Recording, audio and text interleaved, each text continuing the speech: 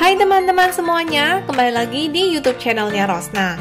Di video kali ini aku akan membuat sup ayam jagung. Pastinya teman-teman udah gak asing lagi ya dengan menu ini.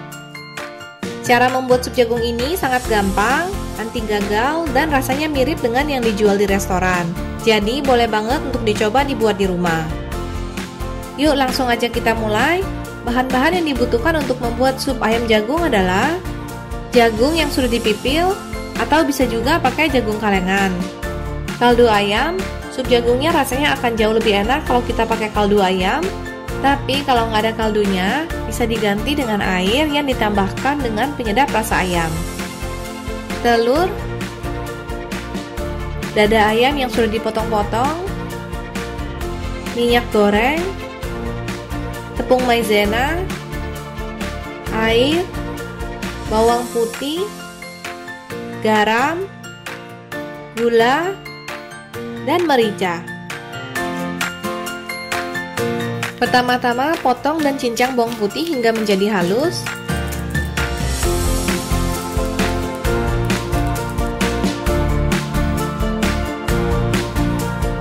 Lalu di wadah terpisah pecahkan telur.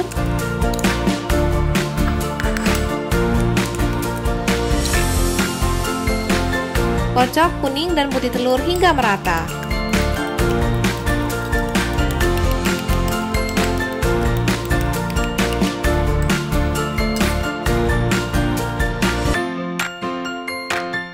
Setelah itu masukkan minyak ke dalam panci. Masukkan bawang putih. Tumis bawang putihnya hingga wangi.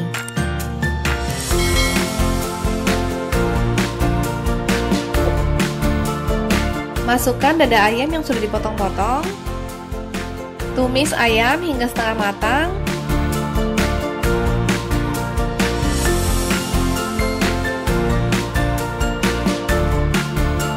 Lalu tuangkan kaldu ayam ke dalam panci.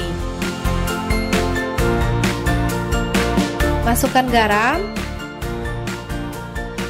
gula, merica, dan jagung ke dalam panci. Aduk sebentar aja supaya bumbunya merata. Kemudian tunggu supnya hingga benar-benar mendidih. Setelah supnya mendidih, masukkan kocokan telur tadi perlahan-lahan ke dalam panci. Ini sambil kita aduk supnya searah jarum jam dengan menggunakan tangan yang satunya lagi. Ingat ya, pas masukin kocokan telur dan ngaduknya itu perlahan-lahan aja. Masak lagi dan tunggu supnya hingga mendidih. Sambil menunggu, aku akan membuat larutan maizena supaya sup ini nanti agak kental seperti yang dijual di restoran. Ambil tepung maizena, campurkan dengan air, aduk hingga merata. Setelah supnya mendidih, masukkan larutan maizena dan aduk hingga merata.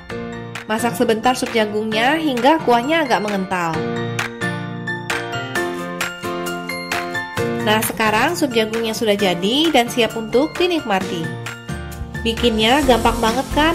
Dan rasanya nggak kalah dengan yang dijual di restoran. Boleh banget untuk dicoba dibuat di rumah.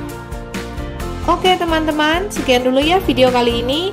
Semoga teman-teman semuanya sehat selalu. Terima kasih sudah menonton. Ingat untuk klik subscribe dan nyalakan tombol loncengnya. Sampai jumpa di video-video berikutnya.